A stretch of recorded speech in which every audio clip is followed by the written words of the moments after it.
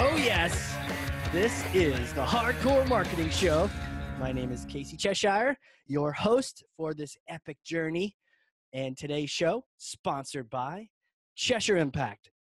Who are these guys? Well, they're on a mission to maximize your use of marketing automation and CRM. CheshireImpact.com. Bam. All right. My guest today, I can't wait to introduce you. I can't wait to get started chatting. She is a nurturing expert. Now, she wouldn't tell you that. She's such a great person.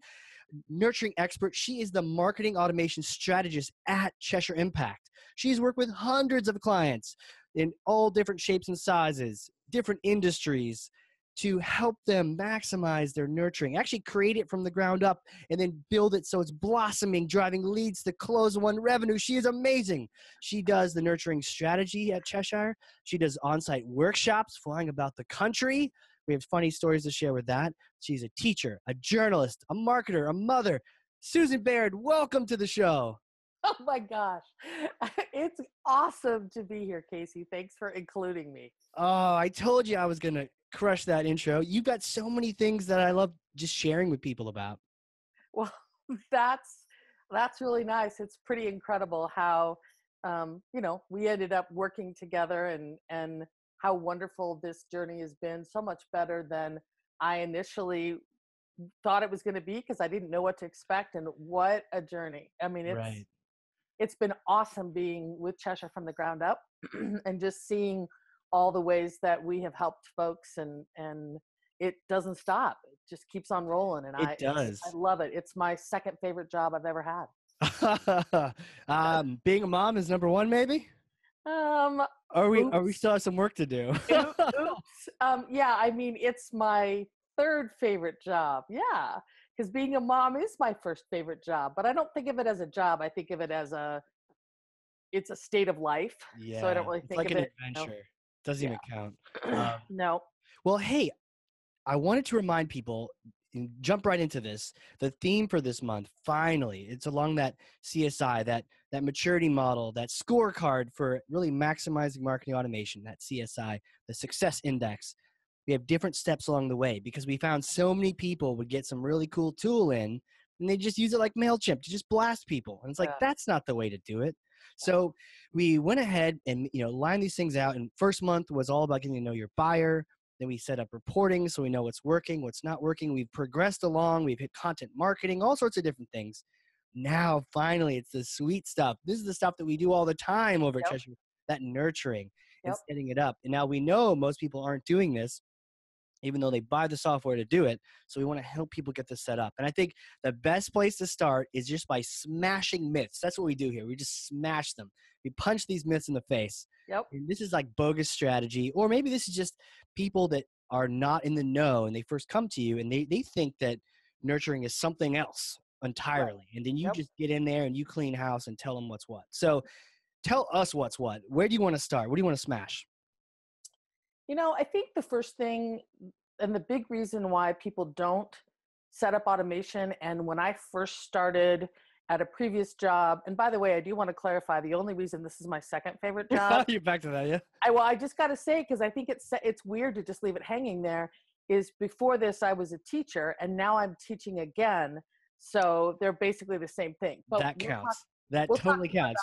We'll get into, we'll definitely get into that. But that helps too, because everyone was wondering, like, what did she work at Disney? What happened? But you taught for years, and now you're teaching marketing, teaching nurturing. So we'll definitely dive into that. But it's good to clarify. Yeah, it is because I don't want you to think. I didn't want anyone to think that Cheshire Impact wasn't awesome. It is. So let's go into talking. Well, this is a hardcore marketing show. You can just say what's what. Just tell it how. Got it.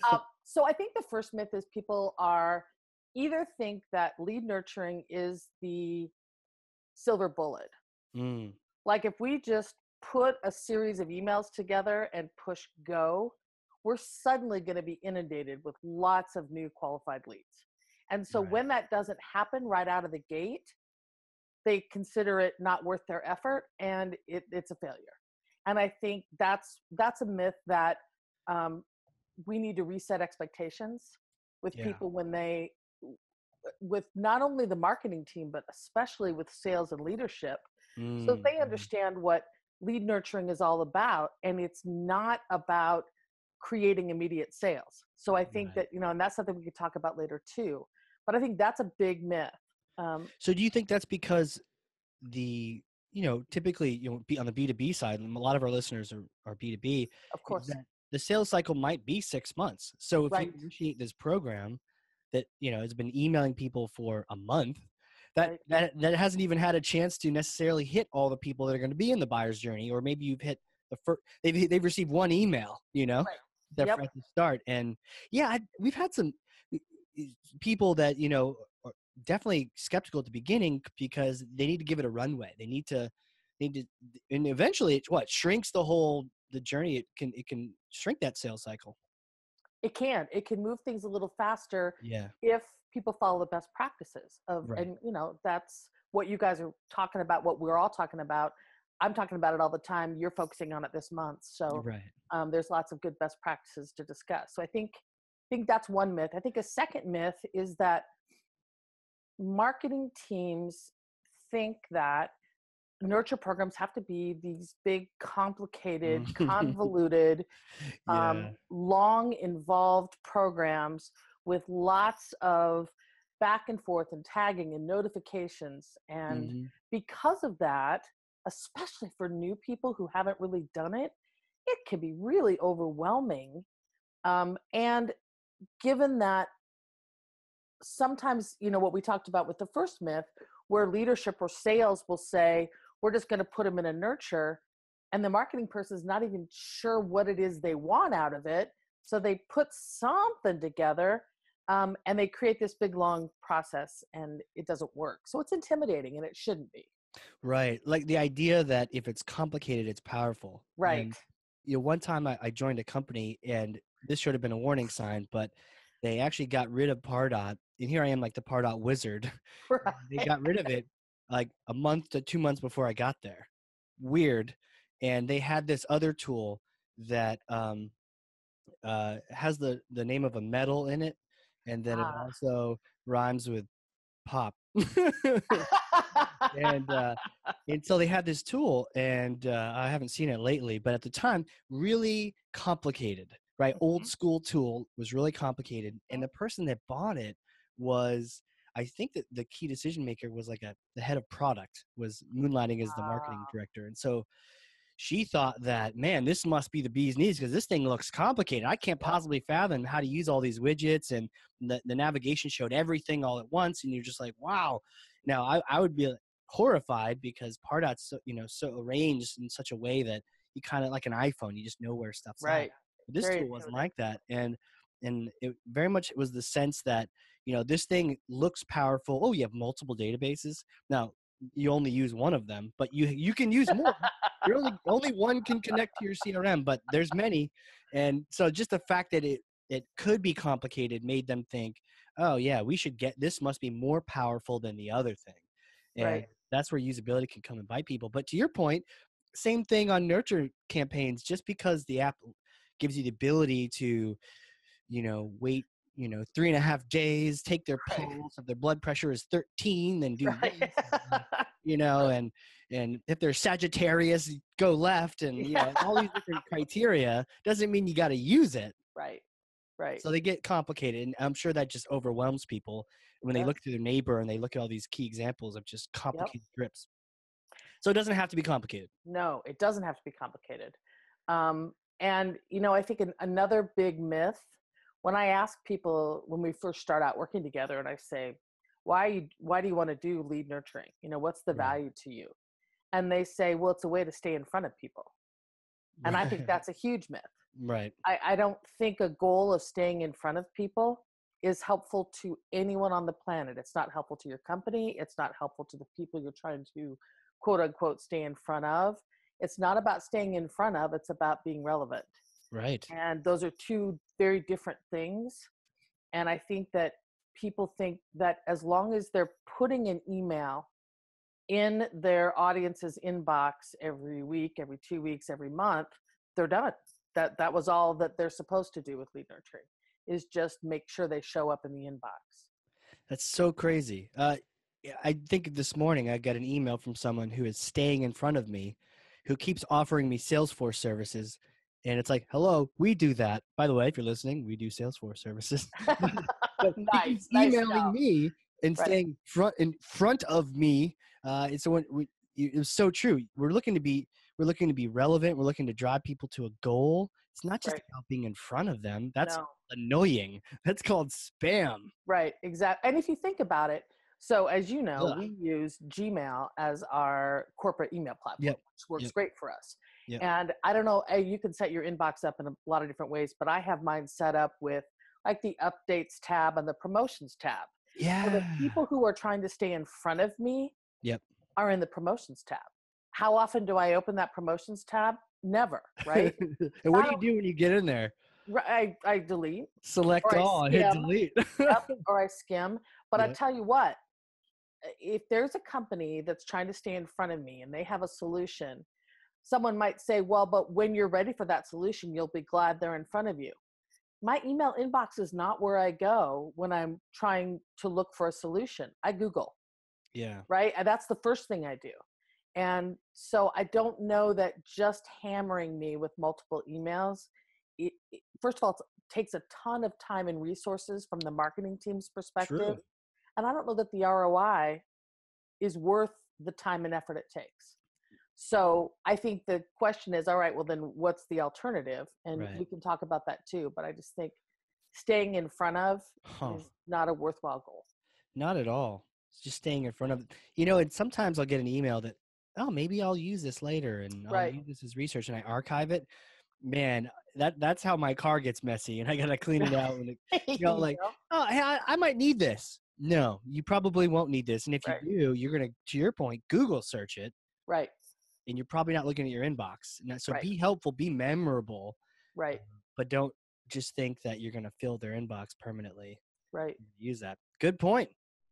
And, I've got, there's some examples of people that I do follow their emails, whether or not I'm going to purchase their their products or not, things because they're educational, because I learn how to be a better marketer. Oh, wow. But the companies who are sharing this information are in business to make money. Right.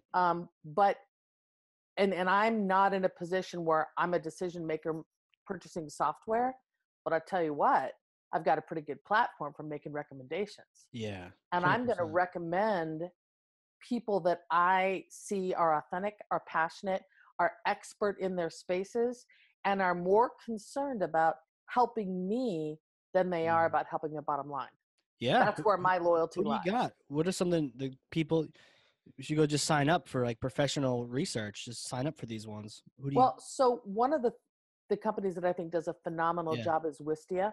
Oh, yeah. And I say that because there are a lot of people that are intimidated by lead nurturing, but there's also a ton of people that are intimidated by adding video to their marketing. Hell yeah. And they think, I know you have this super fancy microphone that we're seeing right now. I do. But I bet you didn't start with that super fancy microphone.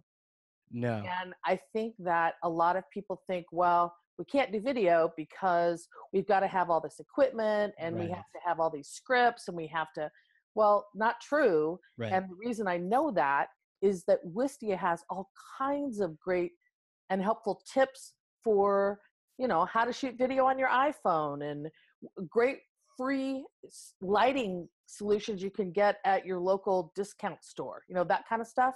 Yeah. Plus, they have really fun videos to watch that make me excited about the power of video without them saying, video is very good and you should do it. They just show me and I get excited about it. So I think Wistia does a great job. I think another company that does an awesome job is Moz. It used to be SEO Moz, but now it's just MOZ. And SEO is another one that's difficult. But man, their Whiteboard Fridays, they give away so much smart stuff and they give it away. They don't expect anything in return. And as a result, if I'm looking for a video platform, guess where I'm going first? And I will be in a position where I have that opportunity. Yeah. Who do you think I recommend when clients are saying, hey, who should we look at? Who's first on my tongue? And it's not because I get any kickback. Right. It's because I'm as passionate about helping people as Wistia is. Right. Another great resource, I think, is 37 Signals. Mm. And they're the makers of Basecamp. Yep.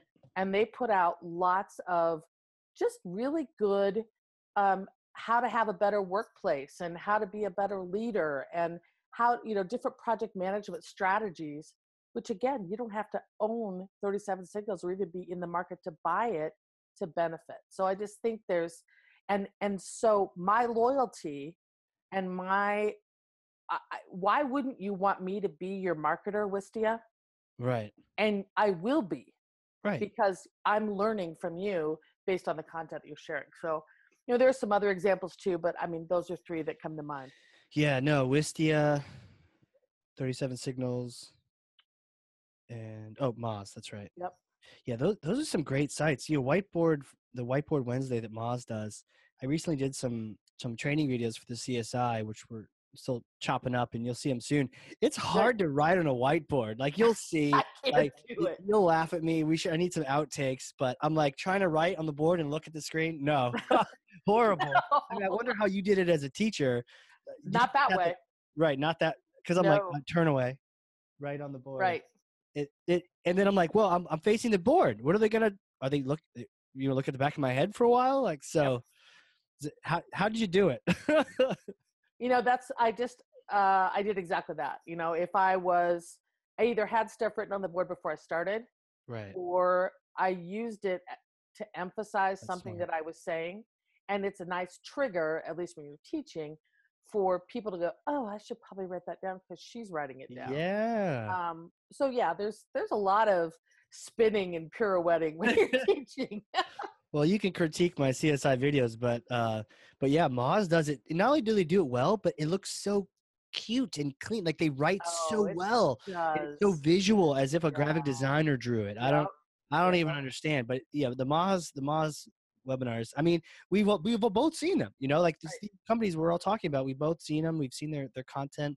Right. You're right. They're staying top of mind, and that's a really good point about nurturing too. Is that I mean, there's so many points in that, but one of them is just your current customers become great brand advocates. Absolutely. If they love you and you keep giving them content to stay top of mind. Absolutely. Right. But you're not staying top. I mean, you're giving them content, but you're continuing to help them be better at their jobs. That's a good point. Not just top of mind to your point. Right. Yeah. And the other thing to keep in mind that I think people get freaked out about is you can provide great content and not create it. So some of that content better be your own. But you're doing exactly what I'm going to recommend, which is you're bringing in a bunch of different people to share their insight. Yeah. Well, as a marketer, why couldn't you do that as well? Right. Go and see what are other bloggers saying about a specific topic that you're trying to educate on. Obviously, you're not going to go to your competitors and share their stuff. Right. But, think about if my audience is in this particular niche of an industry. For example, at a previous job, I was a marketing manager for a software company, and I knew that I was one of my audiences were IT people. Okay. And there's different levels of IT, right? There are. It is. Yeah. And part of what our software did had to do with not preventing, but preventing data breach. Okay. So trying to guard against that. Wow. So what kinds of things are IT folks worried about when it comes to data breaches?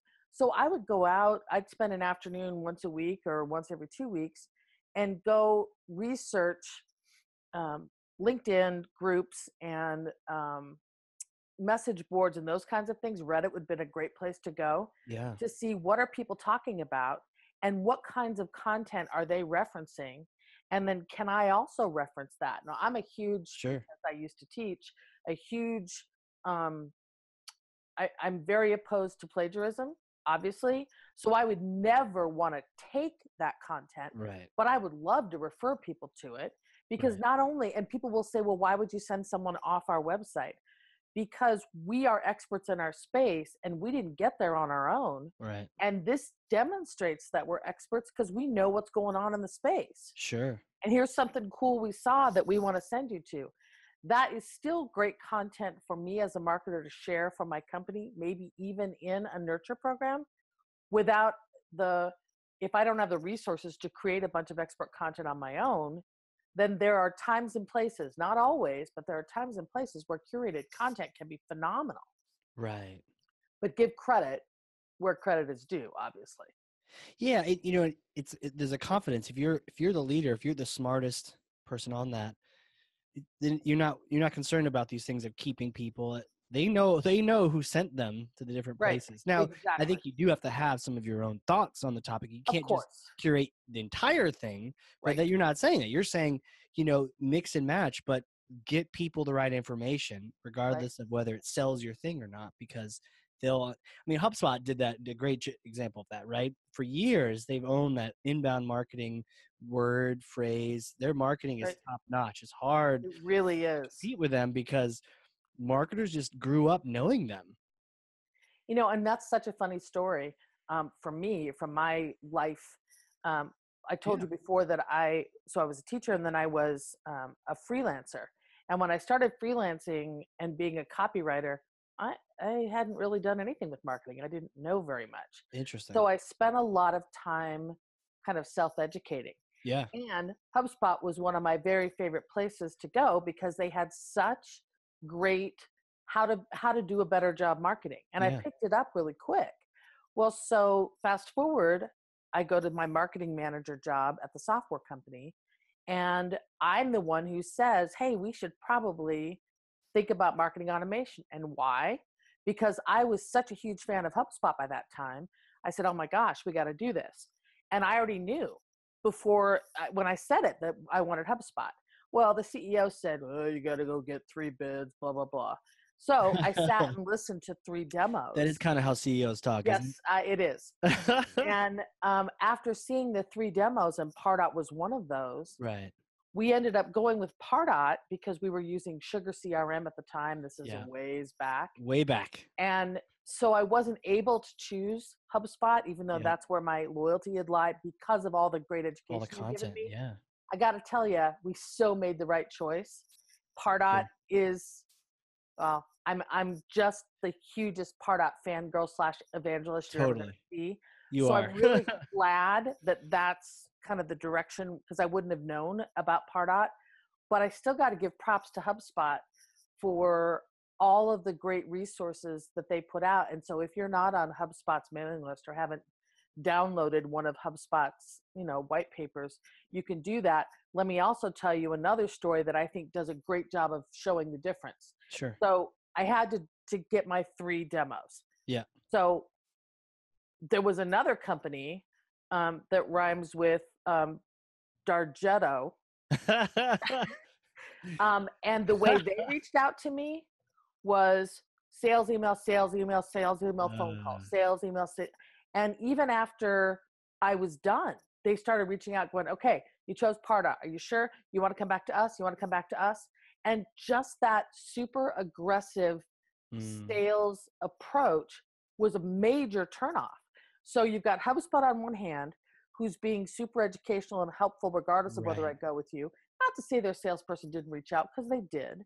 Yeah. But then you've got Marketo, who was super aggressive in not only their emails, which were sales focused, right, which was probably a drip, right? Probably. But also the constant phone calls. I didn't choose Marketo simply because of that experience. Now, I bet Marketo has made a lot of changes, and I know that I've got lots of people who have worked with Marketo and like Marketo, so it's not a slam against Marketo. But they're nurturing experience with that in comparison to what else I was seeing, I think illustrates the point I'm making about being relevant and helpful. Totally. It's almost like these nurtures are a reflection of your company. This marketing can be a reflection of your company.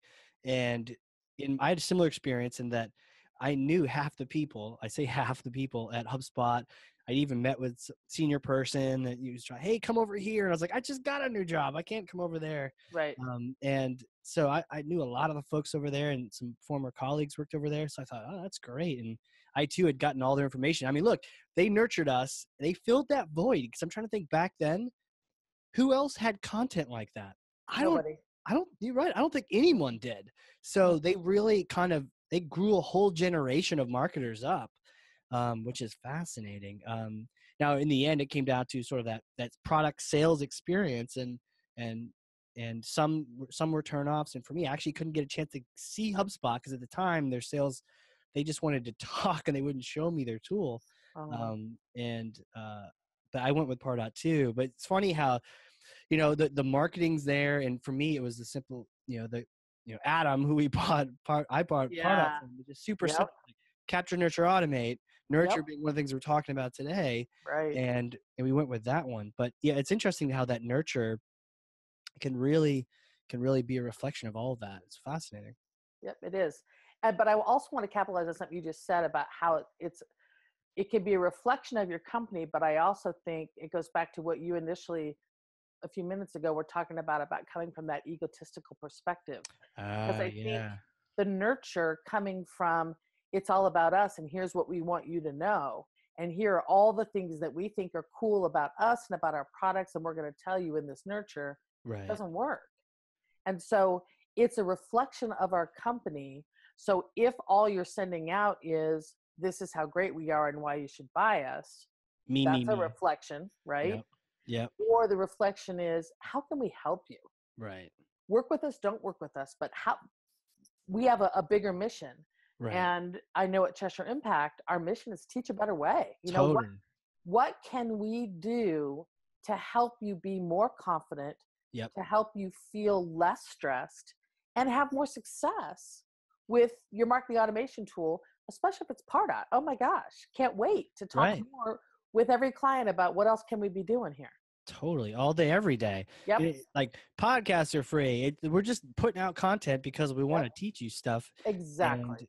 And there's no strings attached, but obviously if you enjoyed learning from us, then you probably enjoy working with us too, but it's not like a in your face type thing, Right. I think because we all grew from being marketers, the sales side, even the Cheshire sales side, it's much more a teaching sales, it doesn't even feel right to call them sales. It's more of like they're, engineers or something, I am always amazed when one of our salespeople reaches out to me and says, hey, can Pardot do this? Or I've got a client who's trying to do that.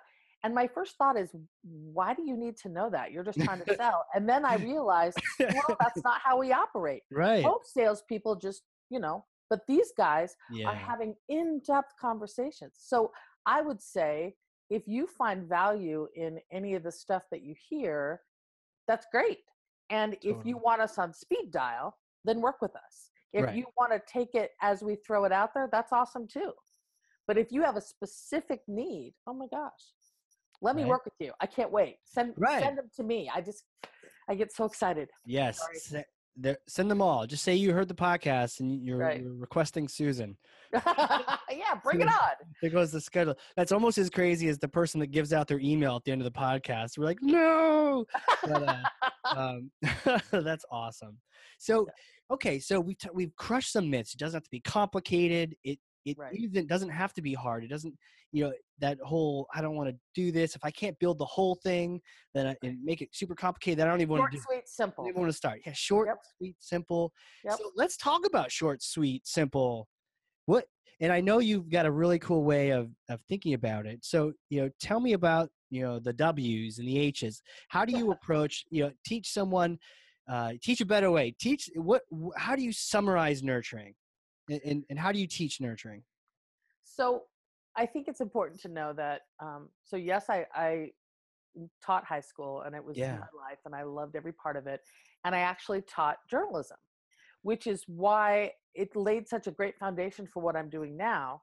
Because when I taught kids about how to write, how to produce content in journalism, it was about, we've got to figure out how we're going to get people to care about what it is we're writing. So you can go through the motions, but I would tell them, if you're going to spend 2 hours on that story and no one reads it, those are 2 hours you're not getting back. Yeah, time's valuable. That's the only resource, really. Right. And think about who they're trying to attract. Now, this is going to date me, but it was, I started out before the age of every kid having a cell phone, a smartphone. But still, you're trying to get teenagers' attention to read. I mean, that's a huge challenge.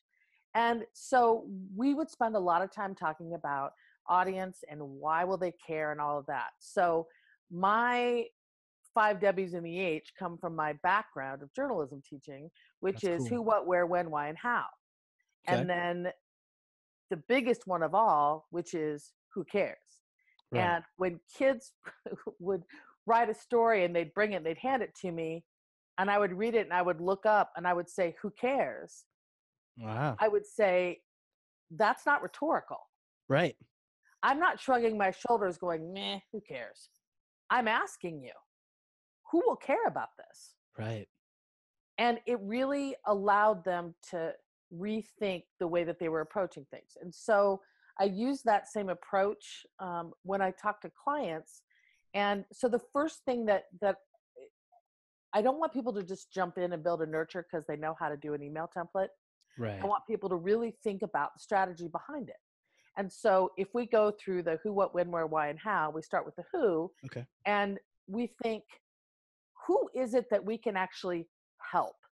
Of the people that we have in our database, who could we help, not just with our products, but with our expertise? And not only that, not only who can we help, but whose trust do we need to gain? So not just who do we need to talk to, but who needs to start to see us as the experts that we are. Right. And there's all kinds of other who's having to do with segmentation and all of that. But another big question is, who needs to be nurtured? And when we think about who we're nurturing, who are prospects that really need product information, and who are people who are just kicking tires, who need more branded stuff? And so, that takes me back, and I don't know, I'm sure you guys have heard of it, but Matthew Sweezy has this really cool concept called the 3-2-1 drip.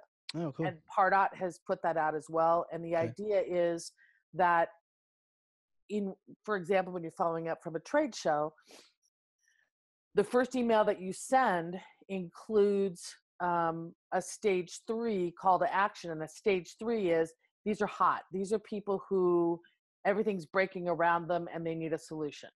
How do you know when you have a list from a trade show who's a 3? Well, you offer a stage 3 call to action. Click here to contact us and see who does. And then whoever didn't, we can then assume, well, let's assume they're all stage 2. So what's stage 2? Stage 2 is education. Stage 2 is, but it's education about us. So case studies, it's white papers, it's what kinds of things do people need to be able to do to trust us as a solution provider. Right. So the second email we send, if they click on one of those types of resources, that's our call to action. We move them into a stage 2 drip. Cool. If they don't click on either one, several things happened. A, we didn't hit their inbox. Sure. B, they were on vacation. Yeah. Or whatever. So now they're stage 1. Well, stage 1 means they at least came onto our radar, and we must be on their radar in some way, shape, or form. So that's more the straight up education. That's the Moz. That's the, the Wistia. That's the how can we help you be a better marketer? And when you start to see that we know our stuff, and you move into a space where you are looking for a solution, we are going to be top of mind, not because we flooded your inbox, but because we taught you stuff. I like this because we're talking about the who, and then we're talking about, but there's probably more W's. I don't want to steal the thunder here, but different people, the different who's are in different places. Right. And, a shout out to Matt Sweezy. He's a cool dude. Yes. He brews his own beer. He paints paintings, and he's marketing for Salesforce, thought leader.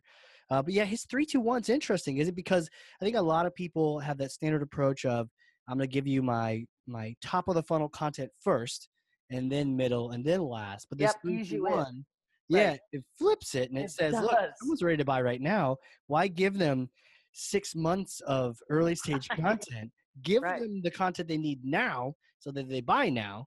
And people that are like, yeah, I'm, that's great, but they need more. Good. They get the more, they get the middle stage next. And then finally that top thought leadership last, and then probably go back around. Right. Yeah. So it's an interesting model.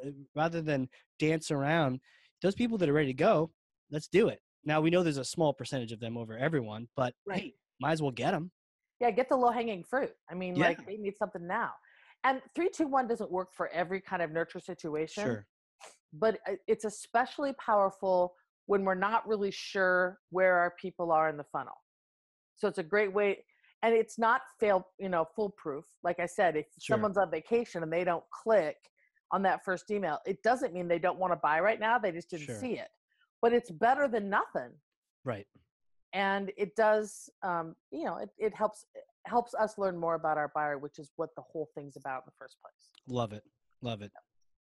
So who then, in the bag, in our grocery bag? Who's Woo-hoo! next? Now we're moving on. Who, what? So let's do what? the what. Okay. And so the what is, what value can we add? Right. Not what can we tell them, but why is that even going to be valuable, right? So what is the value that we can add? What are the ways that we can be relevant? What are the ways that we can absolutely help people feel more confident in their knowledge about their jobs, look like rock stars to their leadership? So back to my story of at the software company, when I went in and said, hey, we should do marketing automation, sales team and leadership had never heard of that. What do you mean? No, that's revolutionary right there. It is. Well, how do I know that?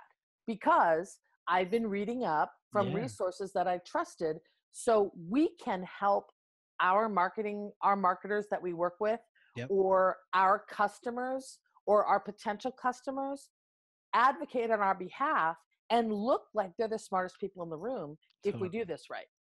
So I think, the what is huge as well. Value, like, because you already said on the who, who can we help with our expertise? What value can we add? What do they need to know? Love that. And what, yes. And then what metrics are we going to use? Ooh, I like that. I think that's another one, because I think measurement is huge. And one of the things that marketing automation has done for the marketing teams, it's given them a seat at the table that they didn't otherwise have, because people just figured marketing sat around with graphic designers and drew pictures and, and I wish. And now marketing can say, no, that wasn't what we were doing. It never was what we were doing. No. And now I can prove based on, look how we're able to get people engaged. Yeah. And we can see that. So cool. Metrics is important too. Who, what, where. So part of this has to do with just our general marketing strategy, which is where can we connect with these people? Ooh, okay. So not only, I think we get in a tunnel where we think, well, we're not really going to worry about e-blasts. We're just going to do nurturing. Well, that's only one environment. Right. So where else can we be educating? So podcasts. We've never thought about doing a podcast. Let's do a podcast. Let's start going in and participating in LinkedIn groups, not promoting our webinars exclusively, but going in and answering questions. Yeah. Like in the Salesforce community. Yeah. We're always out there, answering questions. And what do we get from it? The feeling that we help somebody. Right. And, if they say, God, who was that guy that just answered that question? Casey Cheshire, who's that? I don't think there's very many people left in the world who don't know who Casey Cheshire is. But, if they go, who is this guy? He's smart. Right. They may go Google Cheshire Impact. Yeah. But not because you said, contact us, but because you offered value. Yeah. So where can we get in front of people and offer that value? And then the other thing I want to think about is, when we have our calls to action, where are we driving them? So I think people get in the habit of, we got to build a bunch of part out landing pages. Part out landing pages are worthwhile for certain situations, but why aren't you sending them to your website? Why aren't you sending them to your blog? Don't just go on autopilot deciding where you're going to send people. Really think it through. Make it an adventure. You're here to provide value. That doesn't mean you have to formulaically always send them to a landing page. It could be you already know who they are. You've already captured them some way, shape, or form. Maybe you need some more information. You're going to progressively profile them, but not every time. Maybe you want to just get them to that resource or that document. Yeah, that's a good point. Yeah, and it's a great way to build their scores, because we're seeing the engagement, and sales will then, if they're talking to them right now or they're going to talk to them eventually, they'll have a topic of conversation to launch from, because they'll say, hey, it looks like you downloaded that white paper. Did you have any questions? Now, hopefully they'll have a lot more finesse than what I just said when they do it. But I also think an important is focused on ourselves. Mm-hmm. Where can we learn more about our audience? Where can we learn more about what their typical questions are? What are their misunderstandings? Where can we learn more about our own products? And the thing is, I know you would agree with me. In a lot of companies, sales and marketing operate in silos, where there's, a wall, and sales does their thing and marketing does their thing. And sadly, there's a lot of companies where marketing sits and waits for sales to tell them, hey, go send this email out, or hey, we want you to do this. And so what great marketing automation strategy does is it forces sales and marketing to work together, because the answer to where are we going to learn about our clients is by talking to the sales team. Interviewing sales reps, or even, and this was another suggestion from Matthew Sweezy, I can't take credit, sitting on sales calls. Now, salespeople think that's some of them are like, no, I don't want you to do that. But how better to understand the language, the flow, the way, how do people, when a salesperson is talking, how do they ask the questions? Yeah. And, I know when I do my lead nurture workshops, I get salespeople and marketing people on the phone together. And I will say to a sales rep, so what are the kinds of questions that you're being asked? Right. And the sales rep almost always will reply, well, I ask them what their budget is. And I ask them, and I go, no. I don't care at all what you ask them. Yeah. I want to know, what are they asking you? Right. I want to know what are the things you're having to explain over and over and over again? I want to know, what are the misunderstandings or the misperceptions that people have when they come to us? What do they think they need versus what you realize they actually need? Yeah. Because when we can learn more from the salespeople, number one, it helps us mirror those conversations. Number two, it builds our credibility with the sales team, because they know we appreciate and value what they offer. Totally. And we see them as the experts in our space. Right. In our company, you are the experts. So I think that's a step that marketing leaves out. And I think they need to be as much the experts. I mean, they need to be product experts, but they have probably some other folks in the company that can tweak that content. What they really need to understand is, who are our buyers? When they say no, why? Why did they say no? Right. Because the more we understand, the better we can get into their heads when we write our content. Totally. You know what I loved about what you shared just now is that talking to sales, you're like, oh, I tell them this, but it's like, no, what do they ask you? Right. And you got to a really interesting point, which is the fact that oftentimes your buyers come in with a certain want or a need. It's whatever they perceive the problem is.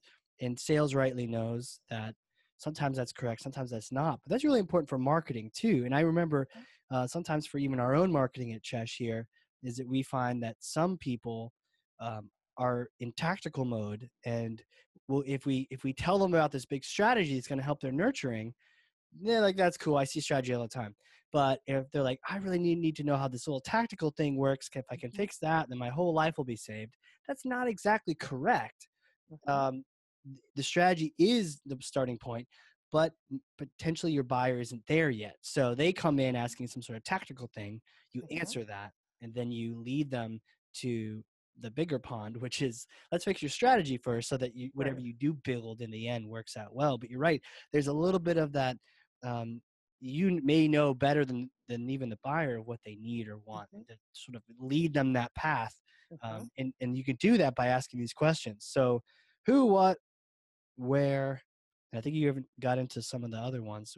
Which one do you want to hit next? When, who, what, where, when. Ooh, I like it. And when do we nurture? And it's not always and every time. Right. What's our cadence? How often should we send emails? That's a great question. We get that all the time. What's your answer to that? When people say, well, how often should I do this? You're going to hate my answer. Cool. Because I'm going to say it depends. It depends. Yeah. Hey, that's a great answer. Well, it does depend. Well, what kind of guidance, what goes in your mind when you're thinking, let's say you're making your own nurture, how long it goes? So part of it all comes down to the goal. What am I trying to accomplish? That's and great. So yeah.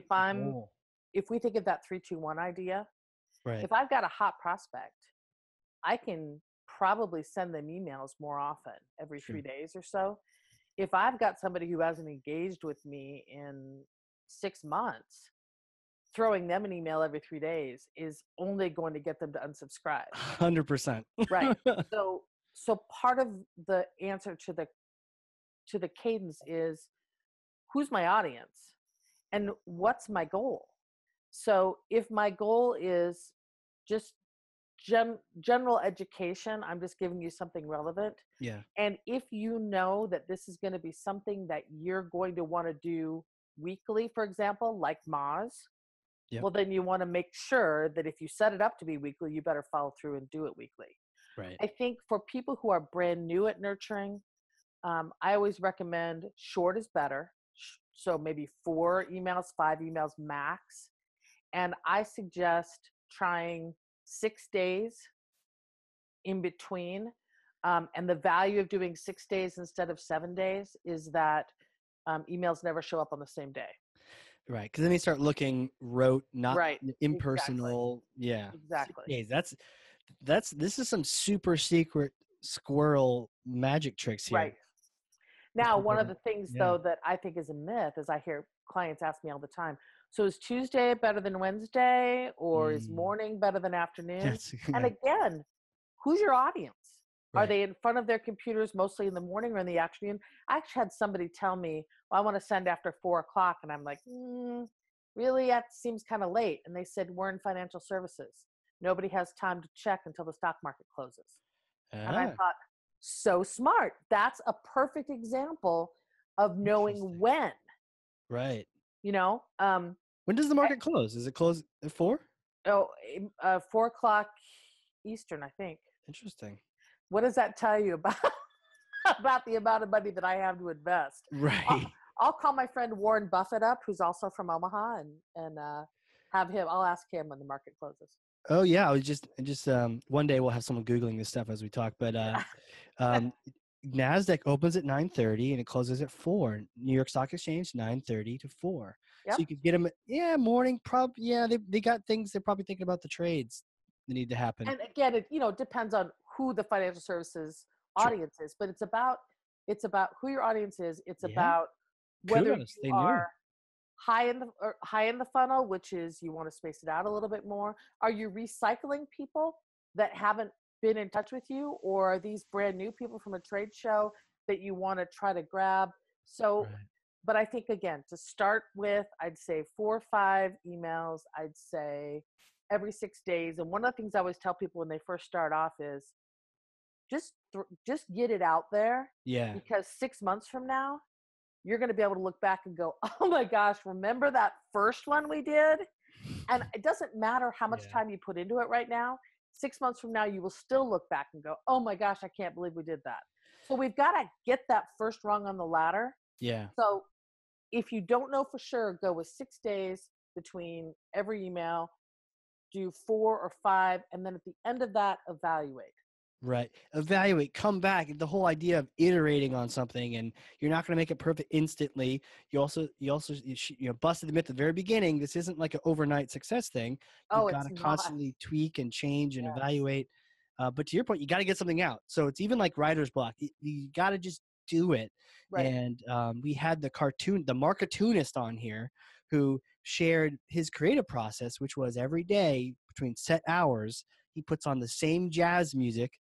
And he's done this for like 10 years. And it's like, wow. But and he gets some index cards out and then he just does. And he doesn't try to self-correct yet. So same idea, don't get wrapped around the axle of making this thing perfect or making it complicated, because then you'll just never do it. And then never doing it is way worse than having, round 1. And then absolutely. Version 3. Yeah. Cool. So, that's my when. Yes. And then the I love that you're how. keeping track. I'm writing these down, but somehow you're keeping track of where you're at too. It's great. So the how is just, really the meat of it, which is how are we going to educate people? Oh, How are we going why? to come up with Do we have a why first? why is last? Why? Ooh, why is I last? mean, it doesn't have to be last, Simon but in Sinek is my rolling in his grave. He's not dead yet, but okay. So how's next? Okay, I'm sorry, I distracted you. no, it's okay. How is next? That's what we're going to talk about so the how is, what are all the different ways that we can educate people? And so it's not about how are we going to create all this brand new content, because you have content. You have website pages, you have brochures, you have stuff. You have that white paper from 7 years ago that you invested in that one time and then it never really came off the shelf, but Right. you've got it, right? So first of all, think about who your audiences are and who your goals are. Then do a inventory of the content that you already have and figure out what can you repurpose. I like that. Also, as you are doing research for content that you can curate, what could you spin into your own blog post that doesn't steal those ideas necessarily, but that says, you know what, I've got some things I can add, like you said, but as your own new blog post. Also, what about infographics? What about video? What about case studies? And this is a really important point that I think people forget. People put their marketing hats on and forget what their own life is like. So think about every big decision you've ever made, whether you're buying a car or you're choosing a vacation spot or whatever. What's the first thing you do? You go to the website, you see what's there, and then you look for reviews. Yeah. Because, and even though like I do this all the time on Amazon, I don't know these people. I don't know how credible they are. But for some reason, I want to know why this thing got 5 stars. Yeah. So if you don't have reviews in some way, shape, or form, whether it's a case study, whether it's a short video, whether it's even testimonials, you got to get out there and get some of those too, because that's how you're going to build the credibility. So right. Again, the how is, how are we going to find the content to share? Right. And to your point, do a content inventory and you make the call. Just because the thing's old, if it's still good content, to your point, value. Is that thing going to provide value to someone? Yes or no? And you're just going to flip it. I mean, repurpose it. Yeah. Pull the information out, add a current statistic. It's not starting from scratch. That's like rejuvenating your old white paper. Exactly. So when I say repurpose, I mean pick something you already have, slice and dice it. Like one of the nurtures that I think works really well is to take a longer piece of content. Say it's a white paper, and if it's old, don't be lazy and use that. Update it, which would be really quick. Right. But then put a nurture together where you pull this valuable piece out, and that's the content you send, and your call to action is go get the full paper. The second one is here's another important piece from that white paper. What's your call to action? Go get the white paper. So whether they ever download the white paper or not, you're still giving them nuggets that are helpful. Yeah. And now you have enough content for 5 emails, and you're still only promoting one piece of content. This is interesting because this is something I could have done and I didn't do when I first got Pardot. There was this company that when I did a content inventory and I looked at what we had, there's I think that would say that there's like 5 things, but 3 of them were really bad white papers from the 80s or it blurs. It's just really bad. They were like 4 logos ago of that particular company, right? So they didn't even look right. But the mistake I made was I looked at these and they're so off brand, I can't possibly use those. But I didn't look at the content that was in them. Maybe the content was good, but I just sort of judged the white paper by the cover. Right. And it was like, I can't use this. It's out. Right. Brand, authentic brand, protection and design activity. Right. But to your point, whether it's the snippets, and if we can actually serve that up, but take the core concepts of it. And maybe it doesn't need to be 8 pages like it did in the old days. Right. Make a 2-page summary of your really old white paper, or a 1-pager and add some new stats to it. That's really cool. That rejuvenating your old content. You know, That's putting one your of the biggest. content in the fountain of youth. There you go. That's one of the biggest fears people have about lead nurturing is there's no way I have enough content. That's true. Well, you do. You just need to go back and look at it. So, okay, and then that takes us to the why, which is why are we bothering? Right. Why? I mean, what is our goal? We know now that it can't be to stay in front of people. So, what do we want to accomplish with this specific nurture? Well, we want to get people to download 2 pieces of content, or we want to get people to register for a webinar, or we want to get people to watch a recorded webinar, or whatever the goal is. Because if you don't have that, this is what we hope to accomplish with this nurture, then when you get to the end, how will you know if you were successful? Right. It's not going to be about clicks. I mean, that's something you can look at. That's definitely some metrics that you can put in a pie chart. But in the end, did you achieve your goal? And if you didn't, that's what you need to know to improve or to tweak or to try something different. But staying in front of people, there's no way to improve that because you don't know what's going well and what isn't. So Why don't bother? be afraid to fail. Why does it matter? Yeah. Right. Don't be afraid to fail at a nurture because what great information that is. Right. Such great information. Right. You need to learn from it. As long as you learn from it, then you didn't really fail. Right. And I think it's important to ask why on everything that you're putting together, which has more, it's also part of the who cares. So we are sharing this piece of content. Why? Because the CEO suggested it. Okay, well, if we want to keep our job, okay. Sure. But otherwise, just because he thinks it's cool, like here's a big why. I see people throw out press releases. Yeah. To all of their prospects. Why? Now, if the why is because of something that we've done, your life is about to be better and here's how. Yeah. Great. Include the press release as an attachment in an email where you provide context. Yeah. But to assume that everyone on the planet cares that you've hired 3 new people, you care. Of course you care. Yeah. But the outside world doesn't care. Unless it's Casey Cheshire, and then they may care. Then they gotta know about it. That's right. I'm sure they'll all care to hear about it too.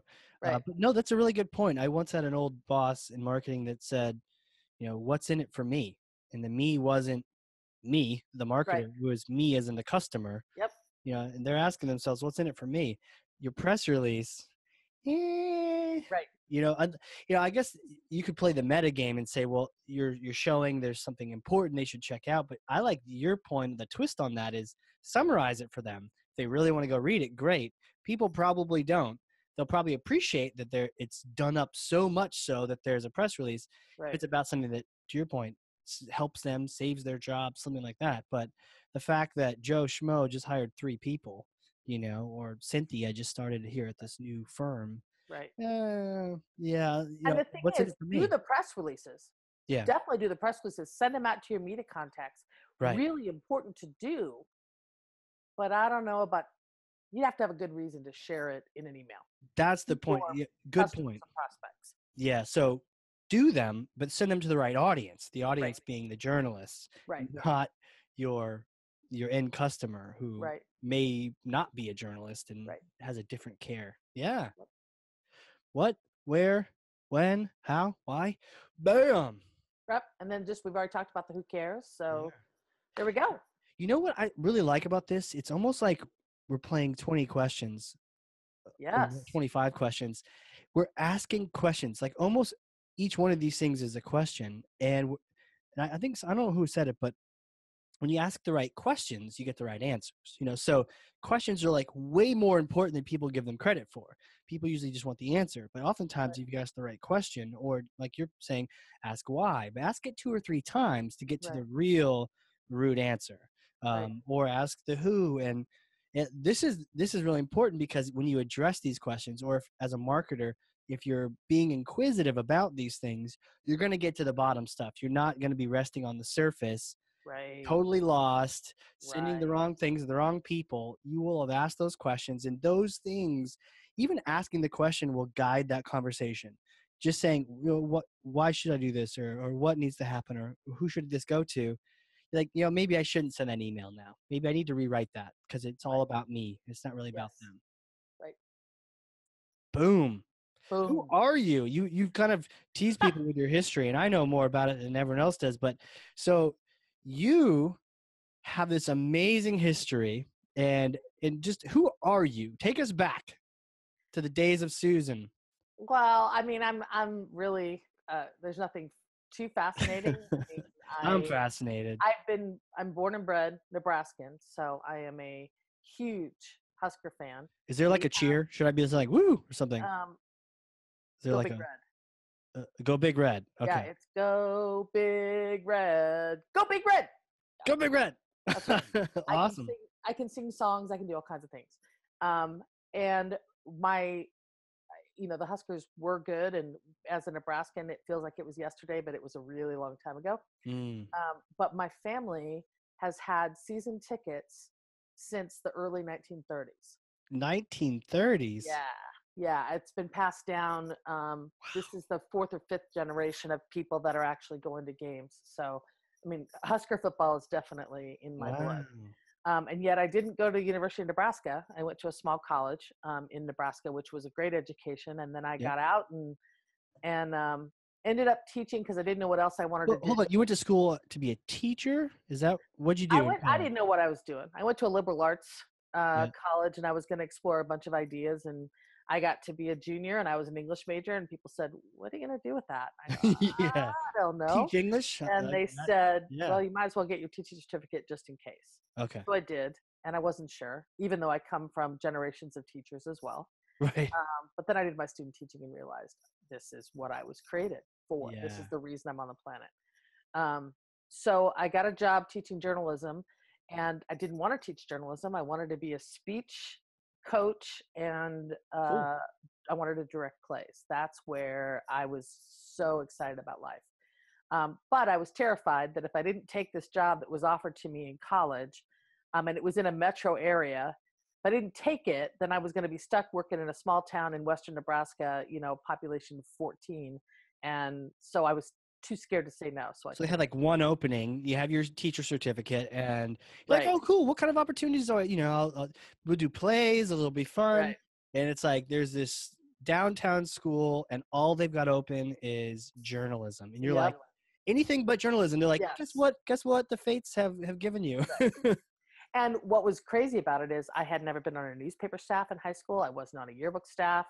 So when they said, can you teach journalism? And I was qualified. I'd taken some classes in college that were terrible. They said, can you teach journalism? And I'm like, sure, of course I can. Right. And I replaced the teacher that was leaving because she was being transferred with her Air Force husband. Okay. And they called her mom. So that was the situation I was walking into. So they loved this teacher. They called her mom. The staff. Now here comes Susan. Was it Miss Baird at the time, or it was Miss Nelson? Miss Nelson. Miss Nelson coming in to shake up things. That's not how we did it. That's not how Mom did it. No. Wow. So how was that when you first started that? It was hugely challenging because she was also very popular with the staff. She'd bring food for the whole staff. Geez. And so it was tough. And the one saving grace the kids thought was, well, at least we've got this hot co-ed coming in from college. And that wasn't at all what they got either. So, no. So one of the things that I think is a theme throughout my life is I didn't know what I was doing. Sure. And I figured it out. And I figured it out fast, so that by the 5th year, we were winning state awards. Wow. And by the 10th year, we were winning national awards for our newspaper and for our yearbook. But that wasn't even what it was about. It was the opportunity to work with kids, to help them see the world and help them gain more confidence and learn to work with each other and for each other. And it gives me chills just now, even just talking about it. Yeah, no, amazing. That does sound like a number one job for sure. It was a calling. It wasn't even a job. It was a calling. And then at the end of 20 years, they offered me a bunch of money to say, hey, how about if you go somewhere else and, do something else? And I thought, yeah, okay, I think I've got some talents. Let's see what else I can do. I know I'm going to join corporate America and make a lot of money. Woohoo! Corporate America. Yeah. America. 6 months later, still couldn't get a job. Really? And one of the reasons was people would say, I'd go in an interview and they'd say, what have you done? And I said, I was a teacher. And they go, oh, that's nice. Oh, that's really great. Congratulations. But translated, you don't have any real skills, which is so much crap. But we want to bullshit right there. Yeah. But anyway, so I thought, well, what can I do? I've been teaching kids to write. Let's put my money where my mouth is. Yeah. And so then I was first I started as a copywriter, and then I was a social media advisor, and I was invited to speak and do trainings and workshops and that kind of stuff. But my problem was that I'm a teacher at heart, so I had a really hard time charging people. Yeah. They'd say, I'm just starting my business. I don't have a lot of money. And I'd go, oh, well, I'll just help you. And then I'd come home and my husband would say, the mortgage is due. How'd you do this week? And I go, oh, well, I helped a lot of people. Yeah. But that doesn't pay the bills. So, no. So then I took a job I didn't enjoy. But because I was at that job, I finally got my official marketing creds on a resume. Right. And that's what brought me to a conference where I met you. And now I'm right back just as passionate as I ever was with the whole teaching, training, helping thing. So, now, how did that conference go? Because I think we were trying to chat about it earlier. We were at Connections, and we hung out and sat together, and then you reached out afterward on Twitter and said, hey, why don't you come work for me? And I'm like, yeah, whatever. Have we met on Twitter before that, or? I don't think so. I think we met for the first time in a Pardot session. Got it. Because I know I always liked harassing people on Twitter that also were just like crushing hard on Pardot, Yep. And I was out on Twitter at that point, and I was totally evangelizing Pardot. Totally. But yeah. So met at a conference, and we're like, hey, I like Pardot. You like Pardot. Let's do Pardot together. You mentioned earlier, the students are like, who are we going to get? Sometimes I remember hearing stories where a company would be like, oh, we have Casey coming to do our Pardot implementation. And it was a group of sales guys, and they thought it was going to be this like hot chick coming. And I'm like, hi, I'm Casey. And they're like, I'm like, what did I say? I just said, hi, I'm Casey. So they're like, yeah, we thought you were going to be someone else. Sorry. But yeah, so we started doing Pardot implementations. And then, one of the things I wanted to bring up too was, in different implementations, we realized it just wasn't enough. It's just not about just setting it up. Back to the CSI, and there's strategy that you need to know about. Otherwise, you're just going to use this thing at the surface. Yeah, surface level stuff. You don't know why you're doing what you're doing.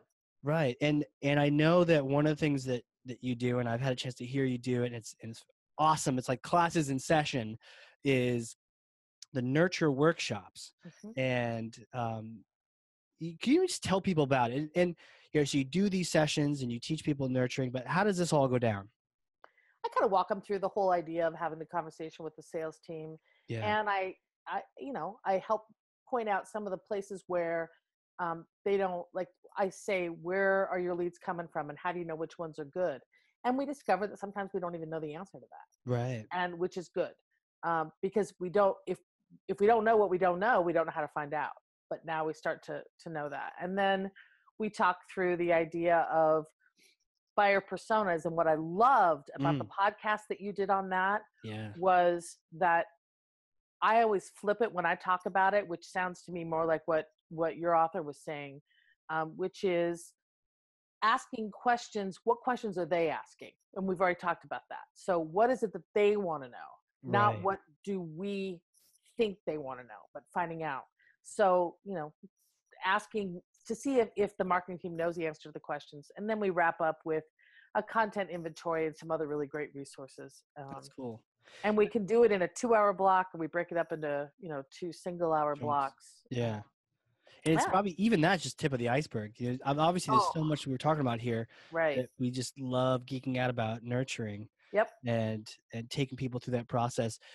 Do you oftentimes have sales on those calls, or do you I try a power session with marketing, or how does that? Now I try to get a few stakeholders from sales. Like, I don't think it's valuable to have 25 people from sales on there, but yeah, Right. but like two or three of the sales leaders. And sometimes, especially depending on the size of the company, if it's a small company, sometimes leadership, because a lot of times it's leadership, whether it's a CEO or CMO, who's making decisions about what needs to happen, but is disconnected from the trenches. So it's hard for our marketing team to come back and go, but hey, we have all these great ideas, but the CMO doesn't know what those ideas are. So the edicts are coming down, top down, and they don't jive. So when I can get leadership on one of those, that's great too. Yeah, because that makes it easier for the team too, because they don't have to try to play the telephone game with the CEO.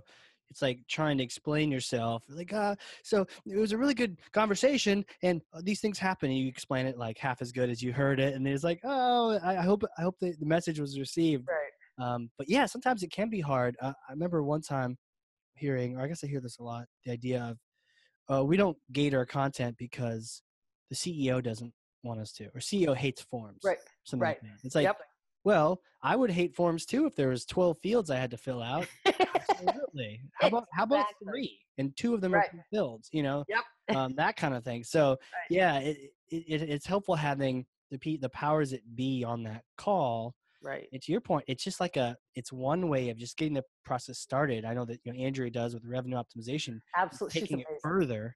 But like the idea is get the 2 teams talking, because what's funny is they're both actually going for the same goal that they should be. Exactly. And if you start talking about it, then sales is like, oh, I didn't know you could do that. Marketing's like, I didn't know you get that question every single time. Exactly. I can address that in a drip campaign. Right. And if everybody serves the potential customer instead of marketing serving sales and sales serving sales goals, right? And instead everyone's goal is how can we make our prospects' lives better, and how can we keep our customers' lives enriched? Right. You can't lose. Enriching the lives of our buyers and our customers. That's so cool. Asking the right questions. Yes. You're just a great question asker. Did that come from journalism, or is that just something you've been? It's one of my favorite things to do. We talked a while back about what my passions are. Yeah. And I love asking people questions and learning more about what they're going through, what they have. I love talking to people who think differently from me, just because if they can support why they think differently from me, I love it. I love hearing what I'm missing. What do I not understand? So yeah, I love it. Take some humility to do that too, and not just like, oh, I'm right about everything. But let me rhetorically ask you this question, but genuinely asking someone and giving them the benefit of the doubt that there might be something that they could teach you that you don't know. Otherwise you're being fake and you're asking questions just to ask them. Yeah. Not worth it. Not worth it. Well, this is really cool. Thank you so much for coming on here and just hashing out some nurturing. This has been fun. Oh, it has been so fun. I mean, I do it. Yeah. This is something that you and I are both super passionate about. And totally. We'll have to have you come back on here. We have so many more CSI topics to hit. Whatever I can do to help, and not just because you're my boss. Well, where can people connect with you? What are the different places, or what's the best way to reach out? That's such a great question, because I used to be on Twitter a lot. Yeah. And it distracts me. I got too many things I'm trying to accomplish, and I get distracted. So I'd say probably LinkedIn. And if you want to look for me, it's Susan and then Nelson, and spell it right. NELLSON, makes me unique. You have 2 L's in there. I do. I don't know if I even knew that. Yeah, well, see? You don't ask the right questions, Casey. I don't. I got much to learn. And then Baird, Baird. So that's a great place to start, and be happy to connect. And yeah. Very cool. And there's a new thing we just started up. It's a LinkedIn group we're calling Hardcore Marketing. Just a chance for all of our listeners, and then also all of our guests and all the experts that we've talked to, yourself included. I'm going to send you an invite for that. And just for people to continue the conversation, ask questions of you, and maybe just, if they want to geek out some more about nurturing, it will be on there. So it's on LinkedIn. It's called Hardcore Marketing. It'll be in the show notes. Great. But yeah, we'll see you all on there. Can't wait. Can't wait. Well, thanks again. Thank you Great so job. much. Thanks for inviting me. Super fun. Yes, super fun. And Awesome. yeah, I hope everybody has a great week. Yes, a great week, and we will catch you all later. If you learned something, and you should have, because I have a whole bunch of notes down here. If you learned something, share this episode with someone else that you like because you want them to learn from this too, and then you become that resource that sent that resource. So absolutely do that. Share it with a friend. And until next time, guys, we'll see you all next time. This has been the Hardcore Marketing Show. See ya.